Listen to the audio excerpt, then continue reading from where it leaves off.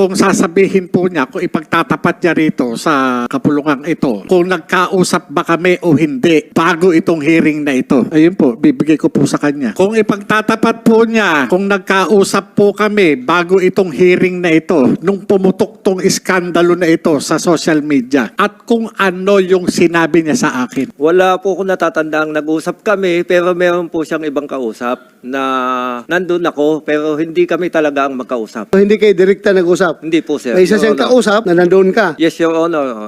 We did not talk directly. Ito very important dito yung ating integrity, not only as a PDEA agent, kundi as a person. Otherwise, useless itong hearing natin dito kung Ako na lang muna po siya magsabi. At nire-respeto ko po siya bilang dating... sabi mo yan, hindi daw kayo nag-usap. May kausap na ka daw ibang tao na nandun lang siya.